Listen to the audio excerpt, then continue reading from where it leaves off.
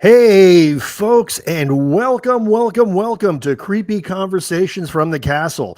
This is Bobby J. Gallo, your host, and we're coming to you live from Castello Gallo, the haunted house in Roseto, Pennsylvania. And 1924, I believe this was built. And a lot of interesting things happen in this house. And I'm glad I bought it because it kind of adds to the vibe of the show. And thanks everybody for watching our last podcast. It did extremely well. And before we get into today's, we're going to do a little housekeeping here. We just hit 43,000 subscribers on YouTube. We were growing at about 200 subscribers a day for a long time. It's dropped down to about 50 subscribers a day, but we're still growing. And that's great because we want to get to that coveted 100,000 subscriber mark so we can get that silver play button. So if you're watching this, folks, please subscribe to the channel. That really does help us out. And tell your friends. You know, we have a whole catalog of creepy conversations that are absolutely fascinating. But tonight I am really excited. And why am I excited tonight? You're asking why I'm excited tonight. I'm going to say that right there on the camera. Okay. I am excited tonight because the person I have on tonight is one of my dearest friends in the paranormal. And as you guys already know, I don't like to get the usual suspects on this show. There are some people out in our field that are on virtually every podcast. So it's not unusual to see them. But I like to get the people that are my friends because I know I'm not the usual suspect by any stretch of the imagination. And this next guest she's just wonderful. I mean, there's really no other way to put it. She wrote the afterword to Family Spirits, my first book. And even though we're opposites politically, we're opposites on a lot of things we believe paranormal wise, I couldn't love this person more. So I'm going to bring her on right now, folks. This is April Abercrombie, founder of Facebook's Ghost Advice. And here we go. There she is. How are you? I'm good. I think that's what it's all about, being able to embrace each other's differences and still come out friends. I mean, it shouldn't be to where you have to hate each other, I know. And it's so strange, the climate that we are a part of today. It seems as though everybody has to break up into factions. Right. And I am totally not into that at all. In fact, I try to stay as neutral as I can. There are some people that will press the issue just to see where you stand, and then once they find out, they're either with you or against you. And I unfortunately I find that in the paranormal as well. Oh yeah. And I mean, if anything, we should be open-minded in this field. What do you think? Oh, definitely. I've always said, I am a skeptic, but that means I don't disbelieve or believe unless I have a good, input and proof before me.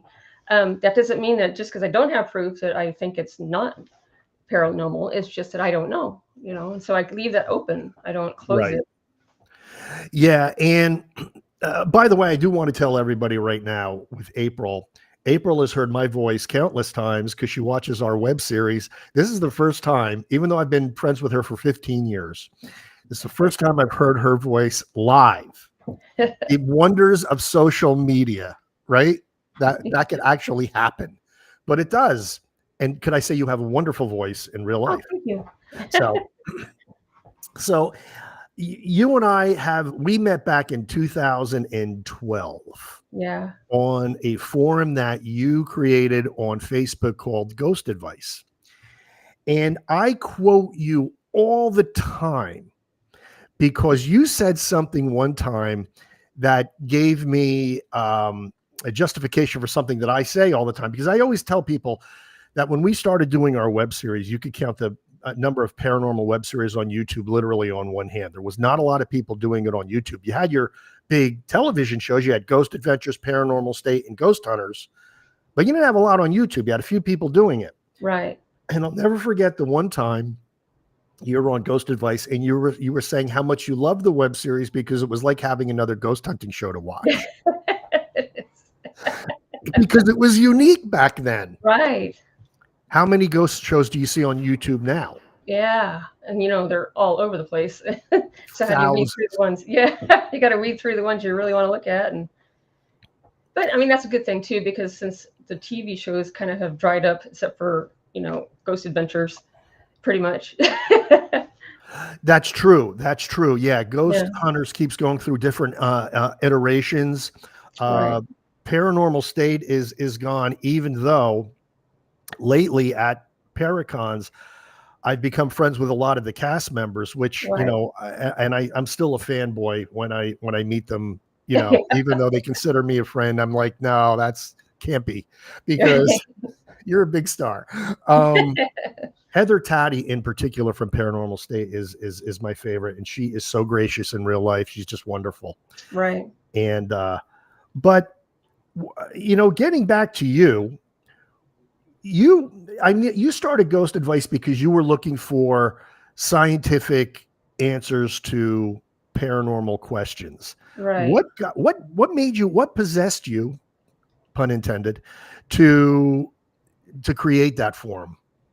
Well, I was on a few other groups on Facebook, and there was a lot of misinformation going around, and just based on whatever people wanted to put out there. So I wanted to create a space where, okay, if you want to look at the scientific side, more scientific, I'm not even like strict science, but the more scientific minded, this is a, group you can have those answers. And I wanted to make sure that, people kind of stuck with that. I've kind of softened. I mean, I used to be so strict with that, but I've kind of softened. I might be one of the reasons for that, but you're like, I just can't deal with this guy. No. No, I mean, I appreciate you because you challenged me to think, okay, well, I can't say he's wrong either. I need to keep that open mind that what you're finding and your research, it could be, how am I supposed to say it isn't just because science can't prove it yet? So that's where I'm at. I still keep scientific mind. I want to see proof, real proof. But at the same time, I just keep reminding myself to stay open to it until you have something that says, no, it actually is not that. There's, you have to prove it that it's not before I'm not going to believe it. So. Yeah. And, two points on that subject. Number one is, and by the way, we have 14 people watching already. Please feel free to join in the chat and ask us questions.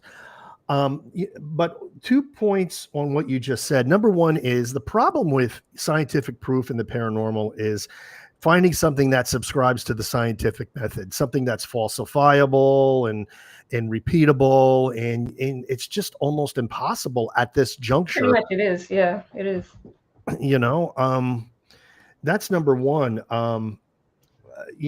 But number two is, with Ron Yacovetti, he's a really good friend of mine, and he's very metaphysical. He's written several books as well. Very intelligent man, but he talks about the synchronicities. Right. And I think the synchronicities in paranormal investigation are the closest we might come to proof. Right. Like we ask a question and we get a direct answer.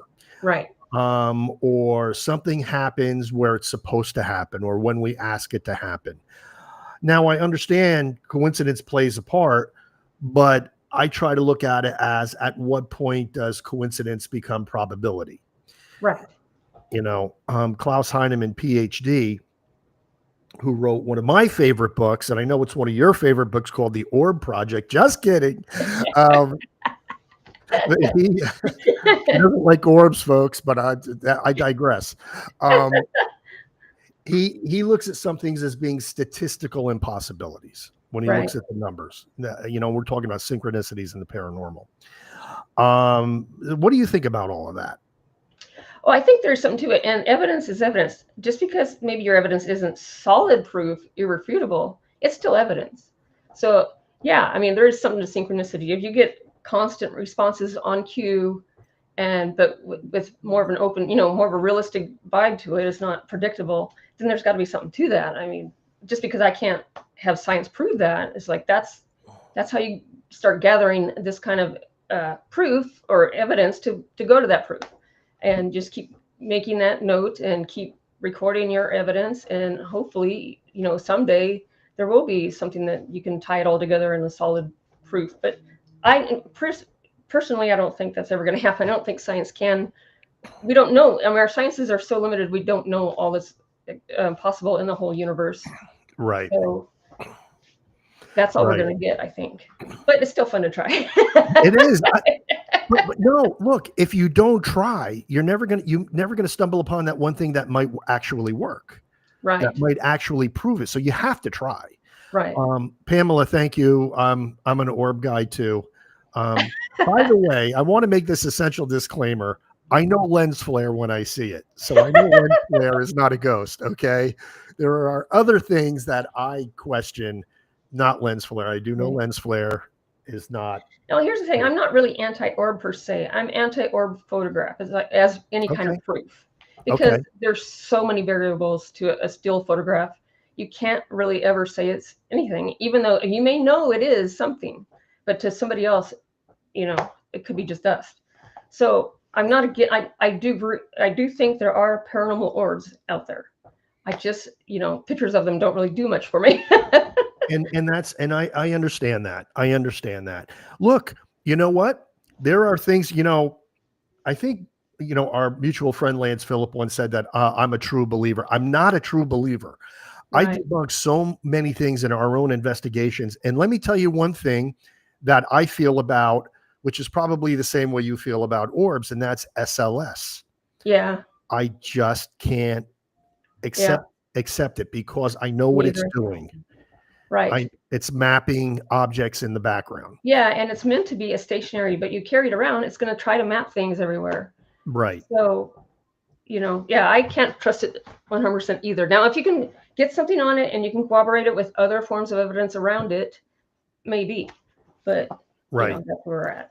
I I don't mean, put much stock in it, let's say. no, I totally agree. And I got something really interesting on SLS at Sleepy Hollow. The Headless Horseman is based on an actual true account of a Right. Hessian soldier getting his head blown off. And I had some theories as to where, hey, Pamela, those Pamela Croker. Now I know who she is. Now I know who Pamela is. Okay. Yeah. Very Hi, cool. Thank you. Pam. One of our old Ghost Advice friends. Yeah. Love it. But in Sleepy Hollow Cemetery, I had an idea of where the Hessian may have been actually buried. Because if you look at the rows up, first of all, it would have to be close to the church. Right. Because back then the cemetery wasn't very expansive because it Right. happened so long ago. And they wouldn't have given him a headstone. They would have buried him in an unmarked grave. So I said, let's look at the line of gravestones and look for a break in the gravestones kind of close to the church. So I found a couple spots that were like that, and I set up an SLS, and sure enough, it was stationary, and I got the image of what looked like a horse and a man without a head. Wow. I mean, come on. I still don't like SLS, but Right. that one made me think. I put it in my second book because I was like, that's just really And weird. that's the thing, when you put all those factors together, well, then that means a little bit more than just walking around with one of those things. Exactly. And again, and I did look, and you could see that it's not mapping a headstone. It's like not against a headstone. It's kind of like offset, but that, Right. I don't know. That could be a one-off too. Who knows? Where are you now in your paranormal journey as far as everything you've seen? Like, it's been 15 years since you've had Ghost Advice, and you've had a lot of people in and out of that forum, including myself. Where are you now in your paranormal journey as far as where your head is at and what you think? Well, I've been through a few iterations going back and forth on things, and I started out really hardcore and strict, and and then I got jaded. It's like, it's all bunk, just because there's a lot of people, faking it out there. So I started getting a little bit jaded, and then I just sat Mhm. back and think, wait, it's okay. That's fine. That's what they want to do, and they're happy with that. For me, I'm just going to pull it back a little bit, go visit some things, get back to what was fun about ghost hunting in the beginning. I kind of lost that, and so now I've got a few list of places now that I'm here on the East Coast. I want to get busy again with it and get out there and start enjoying it, and don't worry about what other people are thinking or doing or that kind of thing. Well, you're in the Carolinas now, and we're not going to say exactly where you live, but you're in the Carolinas. And are you anywhere near Charlotte, that area? We're about 4 hours away. We're just outside of Raleigh. That's pretty far. Yeah.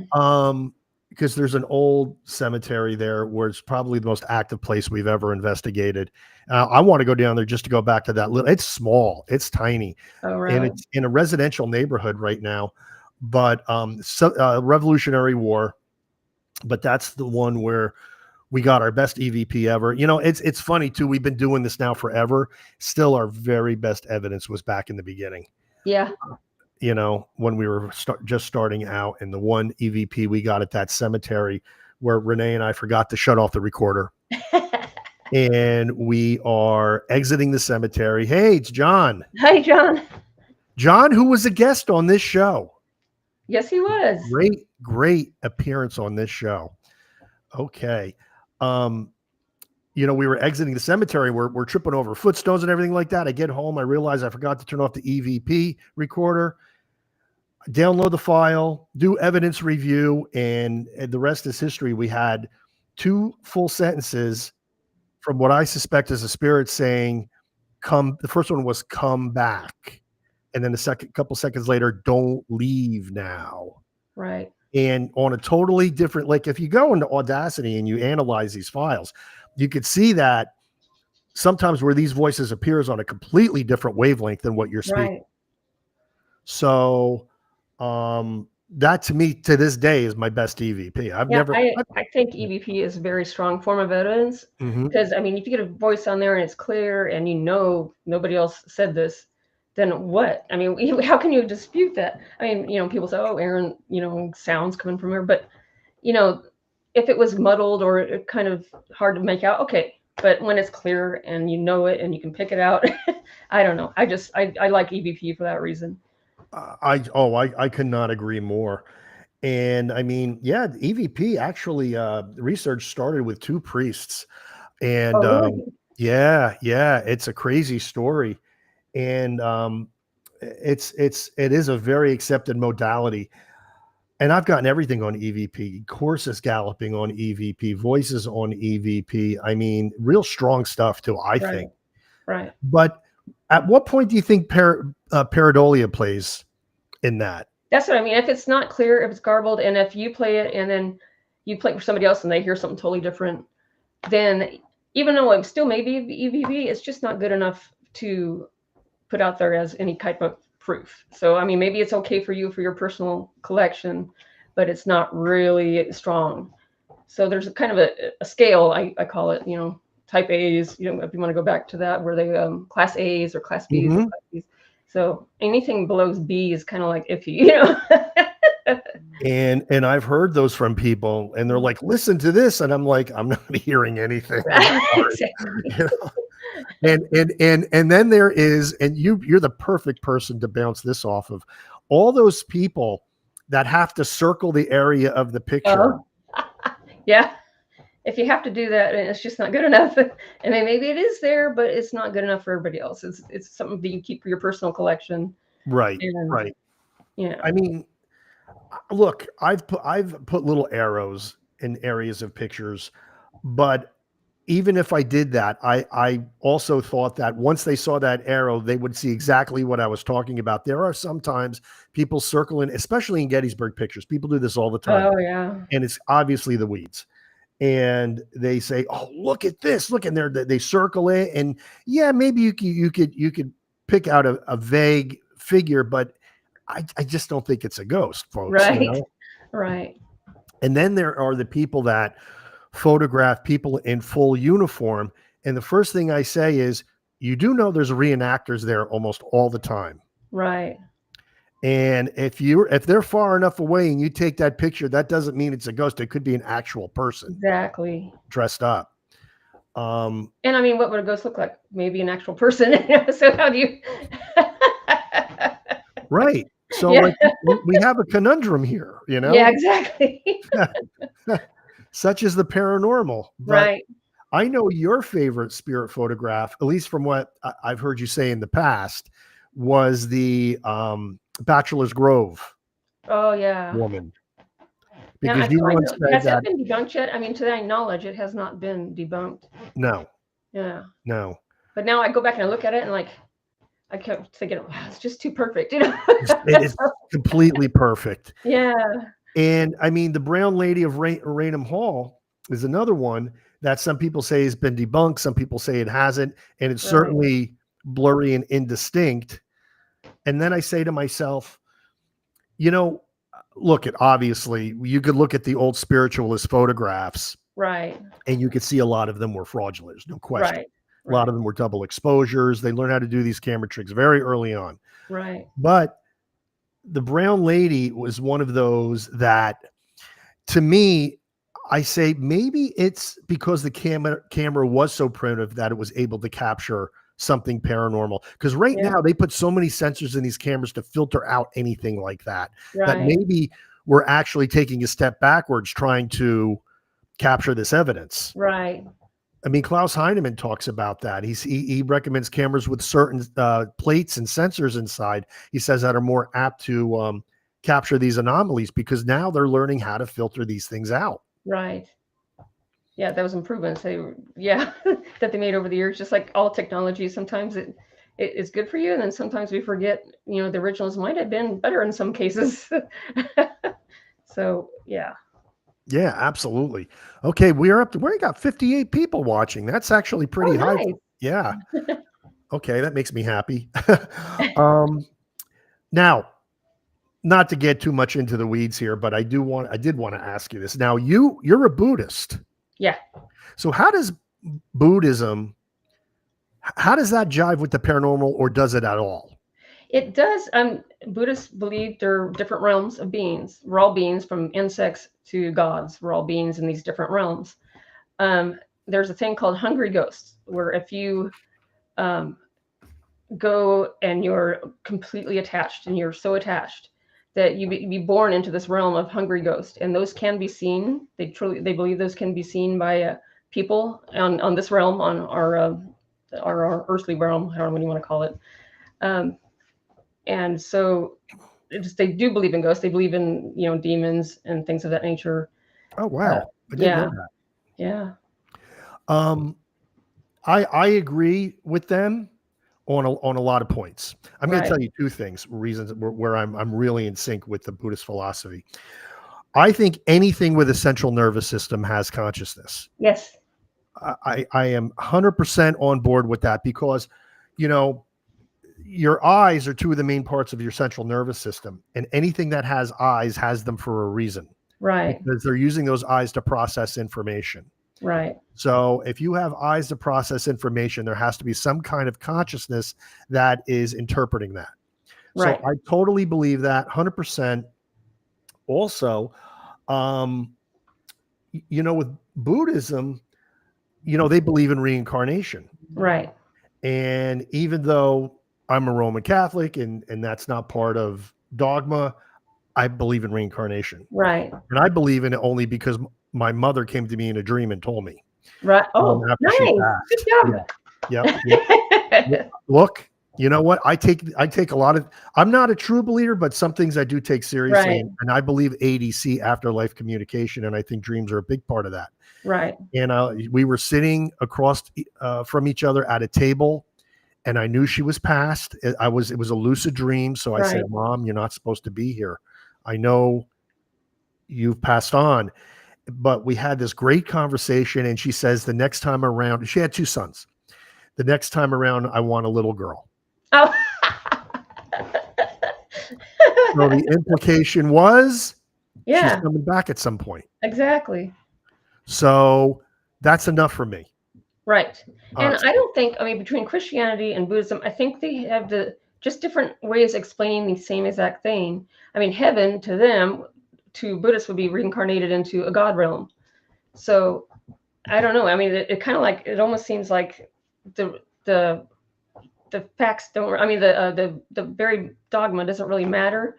It's that Right. the heart of it. They kind of believe the same thing, Right. and kindness and benevolence, and so it's very similar.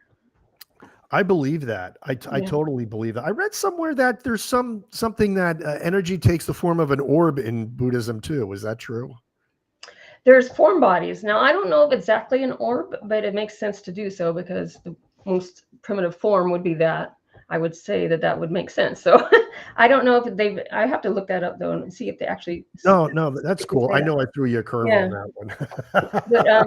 But they're form bodies. In fact, when you die, you still have a body. You go into a bardo, which you're in like a form, energy form body before you take another rebirth. So there's always a Almost like a body of some limbo. sort. Yeah.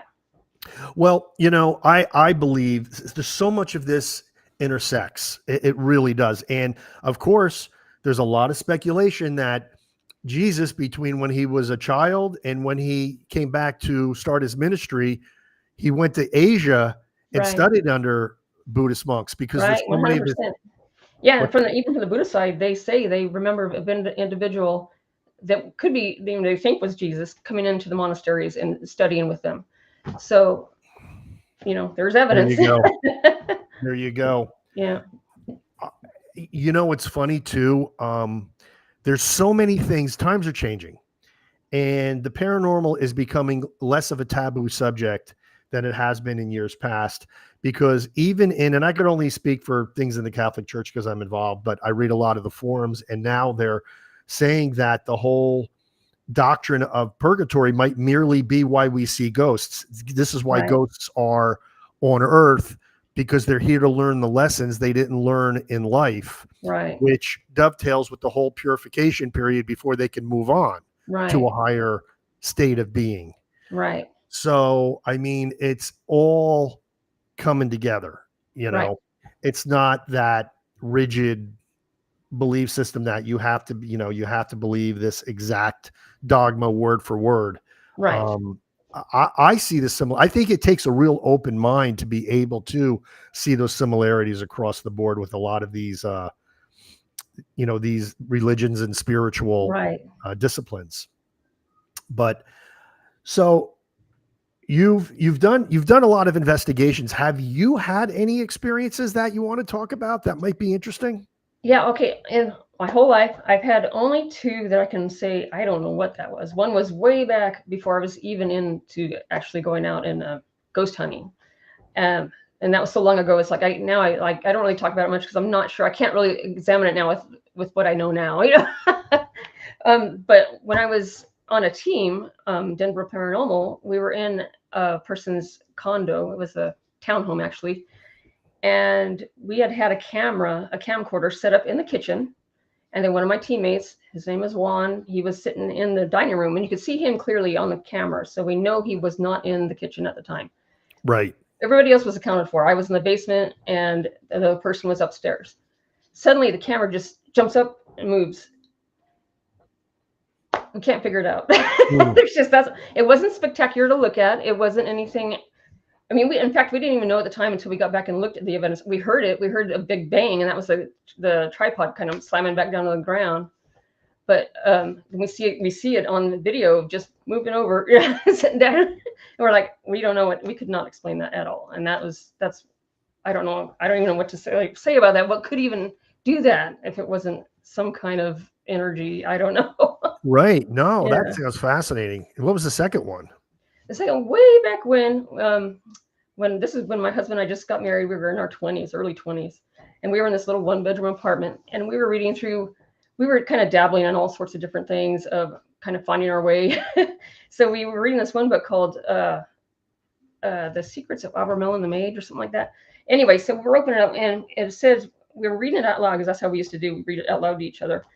And it said, once you start reading this book, the watchers will be alerted and they will come and check out what you're doing. And then we both see something flicker out of the corner of our eye. Both of us see this. We look up and there's this black, like shadowy form kind of over by the door. It sits there for a second, and then boom, it goes through. It makes a loud boom as it goes through the door, and then when the drapes kind of blew like something went by it, and that was just crazy. Wow, So nowadays, I that think about it, I is. think, okay, what could that be? And I'm trying to go through all the things I could, think, and I don't know. I have no answers for that one. And it's just so crazy. So And then April creates ghost advice, folks. You see how right, this comes all full circle here? right, Uh, there that's that I love those. I love stories like that. right, And coming from people like you, it holds a lot of water because the paranormal field these days, yeah. yeah, Everybody has a story and one's more sensational than the next. And I'm not saying right, that, they're all fake, but some of them are pretty sensational. right, And I just, um, and that's even with the videos that I watch too, sometimes I can't even watch the videos anymore, right, because either they're jumping at nothing, or they're making the equipment oh yeah, yeah, trigger. I know right, we've talked about this on one of the shows that my wife and I really, really liked. We caught them faking evidence. It gets by yeah, the producer sometimes a lot. yeah, And all of a sudden, there it is on TV for everybody to see. And they didn't realize that you could see the guy's shadow behind the wall setting off right, the REM pod. And I'm like, oh, and that just blows it for me. It just completely yeah, blows it. But and that's one of the reasons you started Ghost Advice, because people would come and they would post pictures and they would say something's happening, and you try to right, find rational explanations. And since Ghost Advice, just like videos on YouTube, hundreds if not thousands of forums have popped up. But the thing about Ghost Advice that I really enjoyed all those years and still enjoy to this day is the camaraderie. It's like right. there's so many people, Pamela, John, Lance, I could go. There's Mark Zach. Irwin, yeah. There's so many people on there that I consider friends, and we would go back and forth on that forum and really hash things out. And I mean, I remember just getting beat up all the time, Right. but it's okay, because I came back for more. Well, and that's one thing I want to do though, is I want to make sure debate's good, but I want to make sure that because so many other groups were just nasty to each other, and I just want to make Oh, sure very. that's one thing I was strict on is no insults, no, we don't need that. That's ridiculous. And So that's, I love that. I love yeah. that. I'm going to flash up. You created a banner, the banner for your forum. Uh-huh. And so when people go on Facebook, I want you to look for this banner. I want you to search out Ghost Advice, and it looks just like this.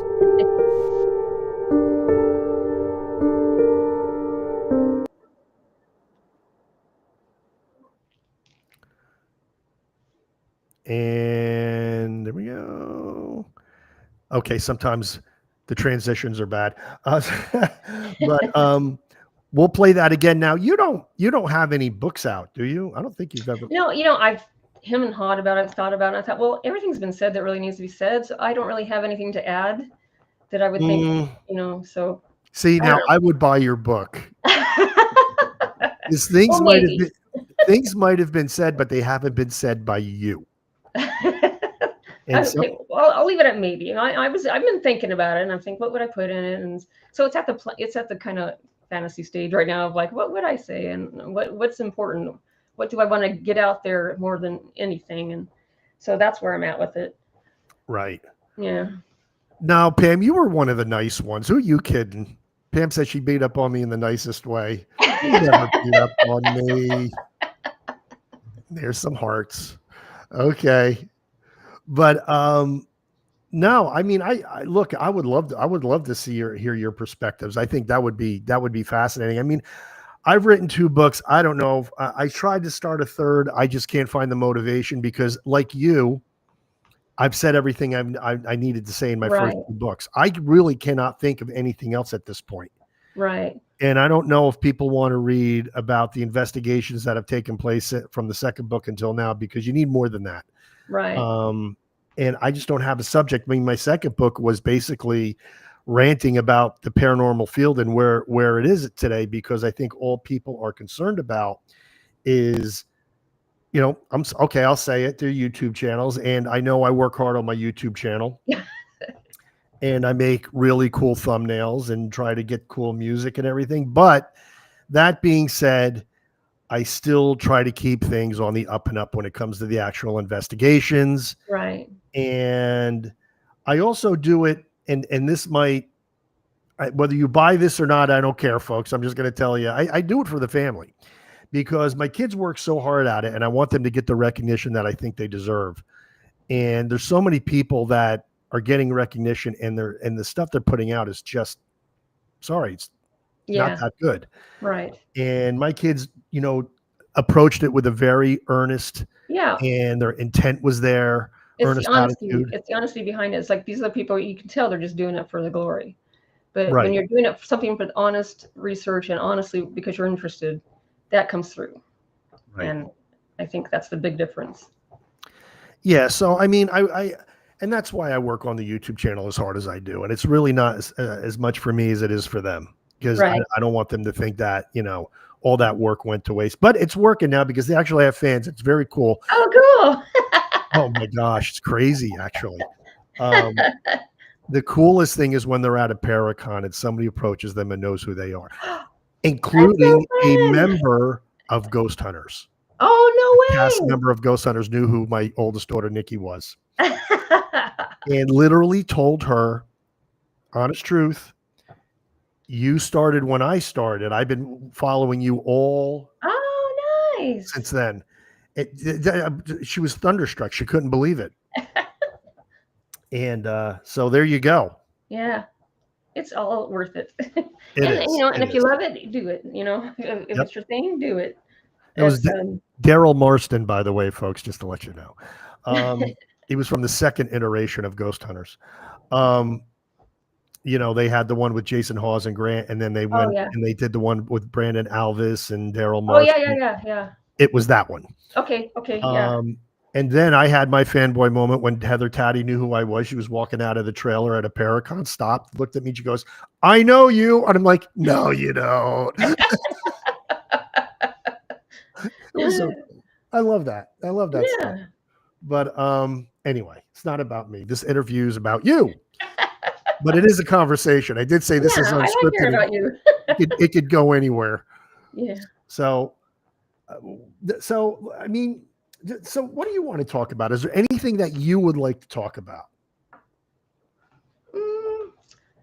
I guess where we're headed from here with all the AI, I'm a little worried because now video evidence is almost like obsolete, because like anybody can make anything. I'll just have to talk to your AI and say, "Hey, make a ghost appear in the cemetery," and there you go.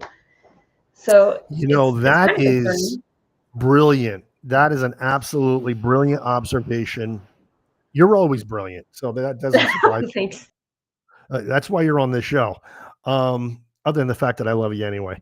But I have been concerned about this. Like, what do we do that's going to be worth anything?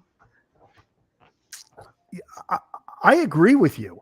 It's the reason I don't trust a lot of photographs, because unless I know the person who actually took that photograph, I question it.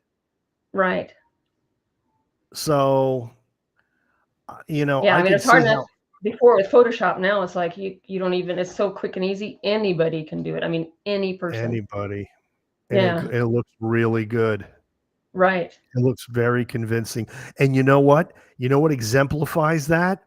If you're into cryptozoology at all of the Sasquatch sighting videos, right? There's so many of them now.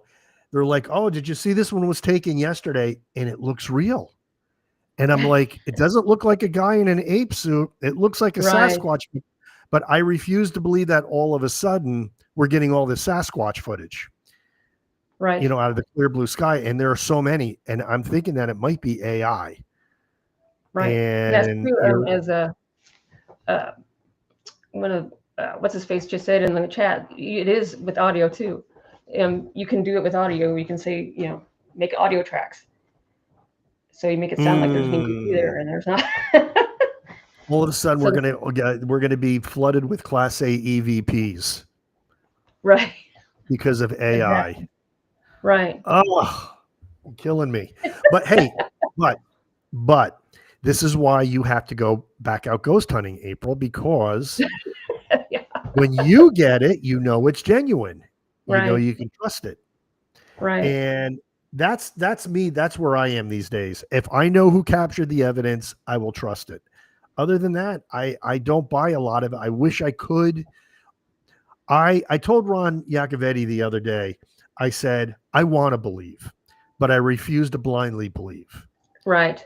And that's where I am. Sorry, John, I couldn't think of your name. The same is true with EVPs. AI can add that. Yeah. Yes. I think we were just talking about that, John. And what's his face? Yeah. Really? Sorry, I couldn't. His name would not pop into my mind. I'm getting old. Hey, aren't we all? I'm 62 years old. Give me a break, man. I gotta find out the truth before it's too late, folks. Yeah. I'm not an old 62 though. There's a difference. So you could be young for your age or old for your age, and I refuse Right. to be old for my age. So, I feel young for my age. I feel And most days, except well, you're 29, so how Yeah. Thank you. You're too kind. We're gonna have to get together, get all our Ghost Device peeps together, and do a ghost-a-thon up in Gettysburg or something. Figure out what we can do. And speaking of Ghost Advice, okay, folks, we're gonna flash that banner again. Here we go.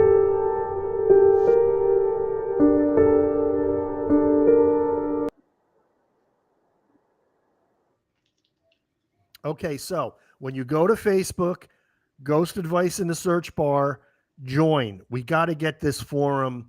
We got to make it. We return it to its glory days of great interaction, camaraderie. And I'm not saying it hasn't been in its glory days all this time, Right. but I remember it a certain way. Right.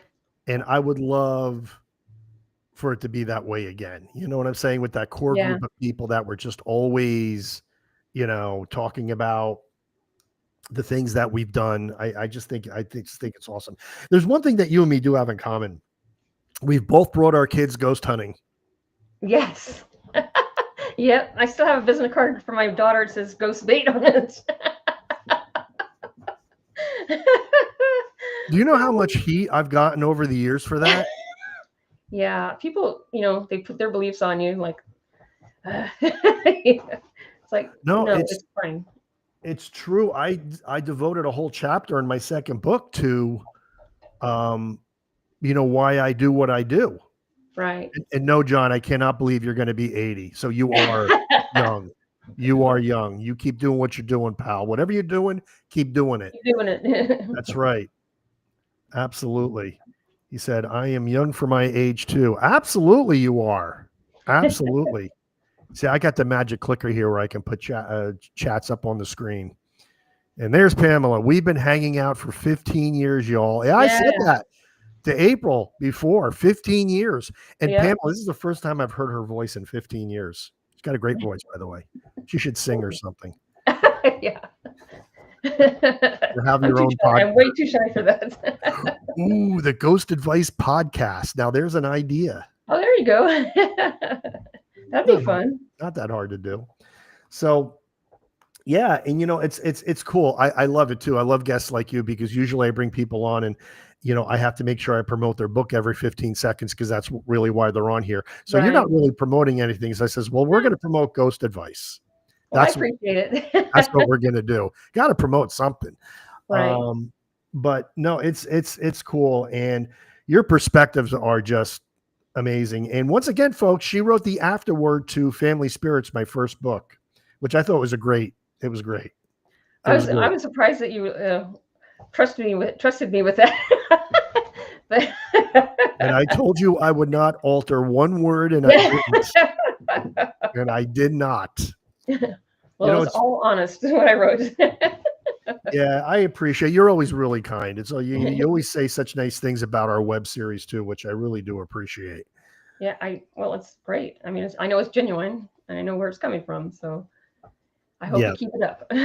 Well, we try. We actually have an investigation coming up in a little known cemetery that nobody's ever investigated, but supposedly has a mass grave of 100 people that Whoa. died in a mining accident. Um, Wow. and it's called, and listen to the name of the cemetery. It's called the Odd Fellows Cemetery. Oh yeah. It's in Tamaqua, Pennsylvania. Right. And when you approach the cemetery, it's very cool because it looks like something out of like the Haunted Mansion in Disneyland. It's got Odd Fellows Cemetery, big Right. wrought iron gate, and all the mausoleums are like in the hillside, which is like they're like steps. So just looking at this, you're like, oh man, I got to investigate it. And then when I looked at the history of the place, I'm like, oh, this is a no brainer. Well, the Odd Fellows were a Masonic order. Yep. Yeah. So they were into some secrets. So I wouldn't doubt that they might have some ghost or two hanging out there. The lodge is less than a block from the cemetery too. Oh, okay. Well, there you go. Yeah. Yep. So I'll be getting some shots of that. Yeah. Tamaq was just like a town that's frozen in time. If you ever go there, it's really amazing. Wow. But yeah, we're gonna do that because I like going to the places Yeah. that. Yeah, I mean, sure, we've done Gettysburg and all those other places, but I like going to the places that nobody's ever investigated before. Right. Yeah. Oh, It's not hyped, and there's not a bunch of tourists and. and you're right about the Masons. The Masons in general, almost every Masonic lodge I've ever investigated was active. Yeah. I don't know what's going on with that, but there's definitely something there, in my opinion.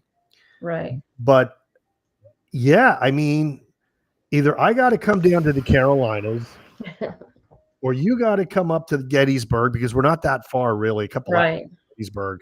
Right. And we all need to do an investigation. How does your husband? That's what I wanted to ask you. Where does your husband fall in all of this? Okay. Well, he's tagged along with me. He likes to just sit and take it in. He's not really into doing the instruments and trying for EVP. He likes to just absorb and observe, and he's really good at kind of pointing things out or feeling things. And I really think he's an empath, though we don't call it that, but I really do, because he's really good at picking up energies, and it's quite amazing. So he comes and he enjoys it in that capacity. Okay, that's cool. Yeah, that's cool. No, that's good to know. That's excellent. I always say I am the least psychically talented of the family. Right. I mean, I think I am too. You know what that could be, though? You might be very talented, but you try so hard to take that scientific approach. I think sometimes that attitude can block things out. It's true. It does, because I automatically discount it before even processed. Sorry, my cat. No. Oh, that's cool. But before I even process something, I've already started discounting it and figuring out how it was or wasn't, instead of just sitting with it for a minute. And I'm trying to slow myself down and just sit with things for a minute before my scientific mind kicks in. And I should have asked you this before the show, but what is your scientific background, if there is any, or is it something that you just like as a person? I've always liked science, and I've always, I liked Mythbusters, and I don't have any formal degrees in it or anything, but I've always been science minded like that. And so I like experimentation, but it has to be done, I like taking those steps and figuring out things in that kind of step-by-step process. And even though I know that paranormal will never be able to go in that step-by-step process because we cannot pin it down, it's still fun to try. Absolutely. Yeah. Favorite pieces aside from the EVP recorder? I know you like that. And at one time you were using a very nice Zoom recorder. Yeah. Aside from EVP recorders, what's equipment would you consider using on an investigation, coming from a scientifically minded person? I like the millimeter that I have. I like using that. Any of the EMF, because I don't think it detects ghosts necessarily. I know it detects EMF, but there is a correlation with EMF spikes. So I think it's a really valuable instrument.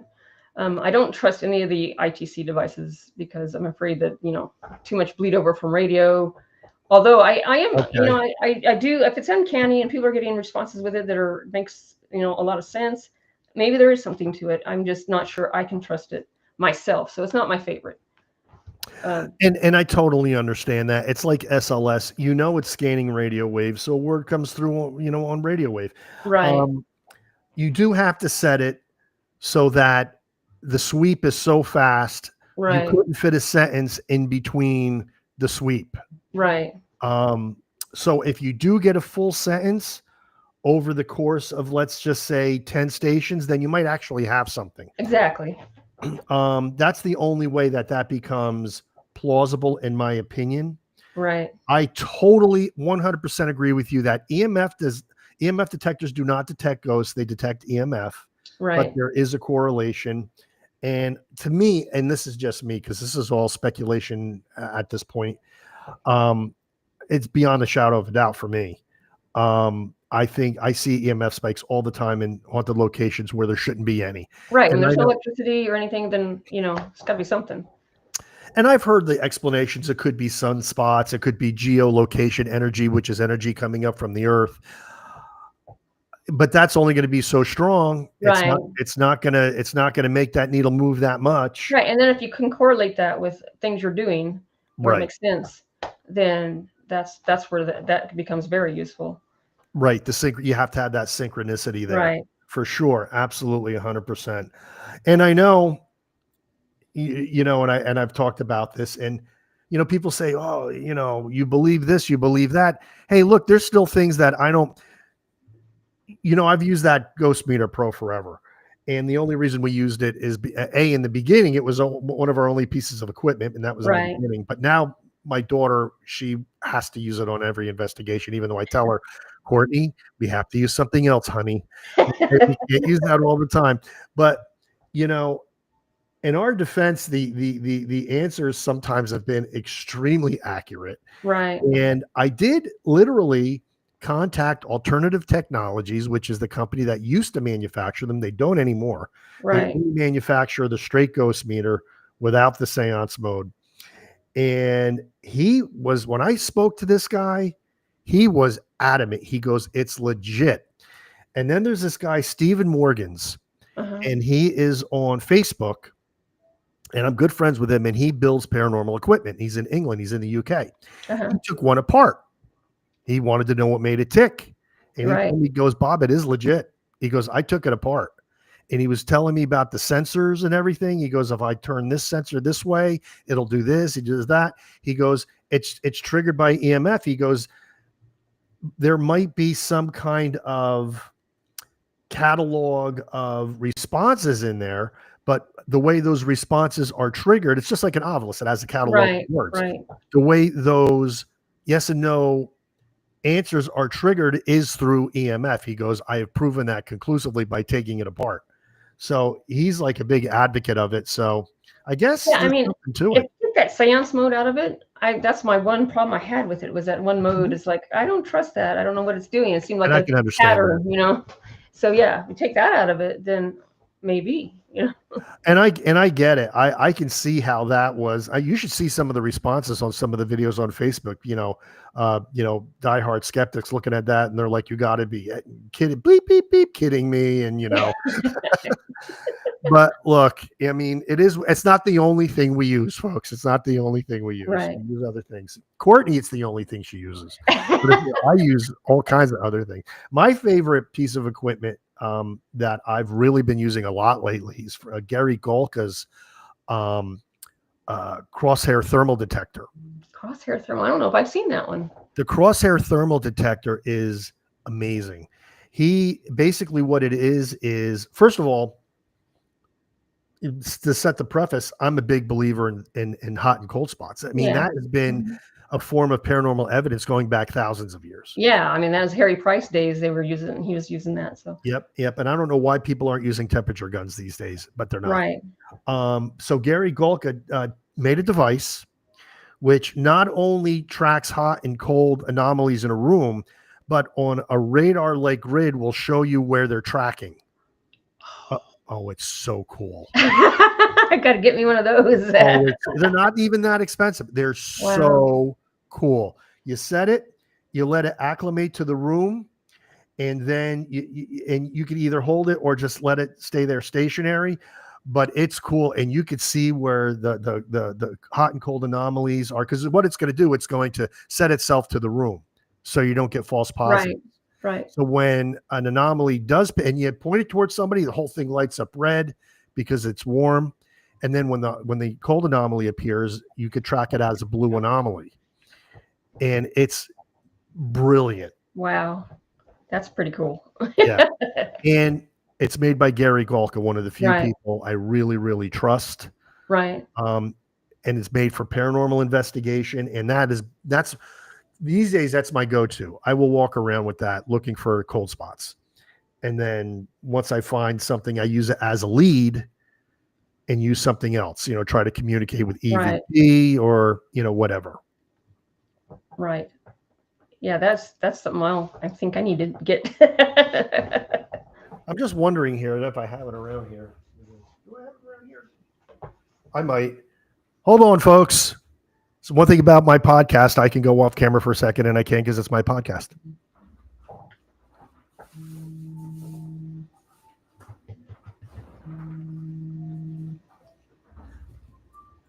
Okay, folks. Now that you saw I'm wearing beige khakis, I have my. Okay, I'm going to find it in here somewhere because I want to show the audience. This is really cool. By the way, folks, this is my gear bag, just to show everybody. Nice. And these days, I can't even fit everything in my gear bag. Now, this is what we used to use, the Black & Decker thermal gun. And we still use it. We still use it for things.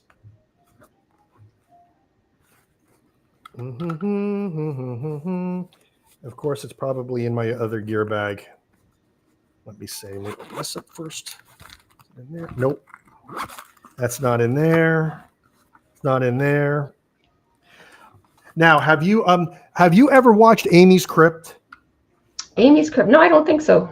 It's a YouTube channel. They have like 250,000 subscribers, and they Jared, Amy's husband, developed this. This is called a ghost tube, and it uses basically you put your phone in there, you download their app. It's called the Ghost Seer, and it uses AI that uses environmental readings to generate images. Oh, wow, that's interesting. It's very, very cool. Okay, so I'm looking. Okay, it is officially in. Oh, wait a minute. This might be it. This is it. Got it. All right. Okay, folks, that was the most unprofessional podcast that I've ever done. It's all good. I don't care. Yeah. Okay, this is it. Oh, neat. Okay. Yep. So it has lights on the crossbars there? Yep. These are LED lights on the crosshair. Okay. So I'm going to turn it on. You're supposed to turn it on, and then you let it acclimate to the room. You got to let it sit. Usually I put it down. Okay. Now, watch when I run my hand over it. That's How awesome. Cool, right? Do it again. Wow, that's cool. And as you can see, wow, it's picking up something. shouldn't be anything on my ceiling. Your house is haunted, right? My Yeti, it should. No, my Yeti's warm on the outside. I don't know why it was doing that. So okay, so I noticed it was blue and red. Is blue cold and red hot? Oh, okay. So if you're going and you hit somebody, you know it's red. Okay. Because your thermal sensor's right there. Right. I think that blue is just that it's picking up something cooler than my hand. Right. And then it vanishes. But and it's got a bunch of settings on it. See, I'm doing it towards the computer, and the computer's really hot. Yeah. and my lamp over there. Well, that's really cool. But anyway, this is awesome. Wow. So yeah, that's my new favorite piece of equipment. Yeah. Gary Golka developed that. So yeah, so that's a way to track hot and cold spots. But you still need a temperature gun if you want to find out exactly what the temperature is. Right. So that's pretty cool, isn't it? Yeah, it's way cool. I'm still wondering, like, I don't know. That's still weird that it would. Your house is haunted, right? I got my ceiling fan on, and I don't think that would do it. There's nothing on my ceiling that would make that react. Okay. Anyway, I told you this house was haunted. Right. Well, we are at about an hour. Okay. I am going to flash this up on the screen again.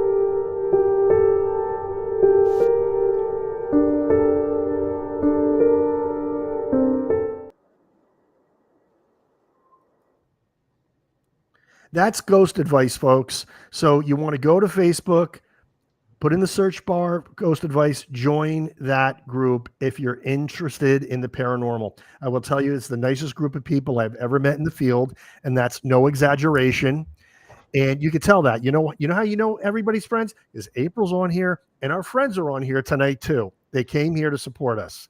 Pamela and John, and I hope Mark from the UK is watching from somewhere. Right. So we love that guy too. So yeah, so April, do you have any parting words? Just go out, have fun.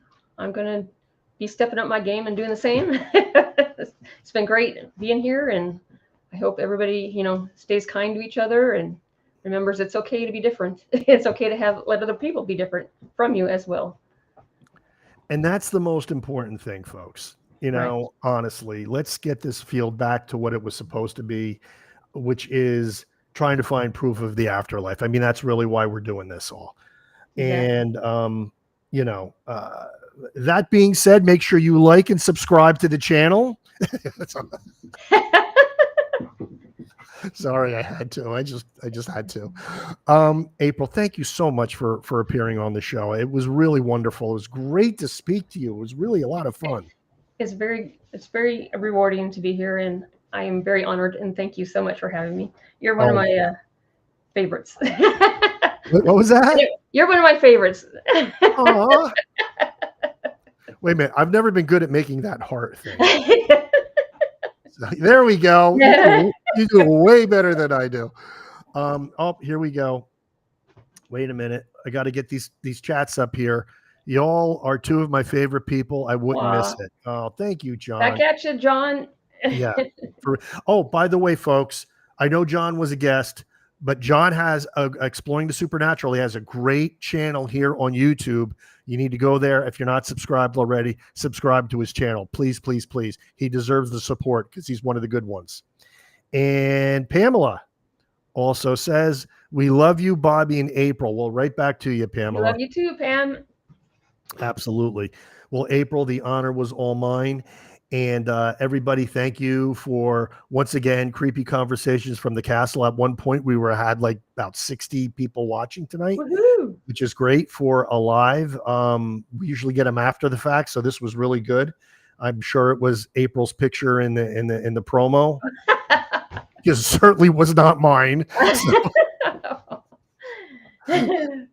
So all right, everybody, thank you very much. April, once again, thank you. You're welcome. Thank you. Okay, we are going to end this now in 3,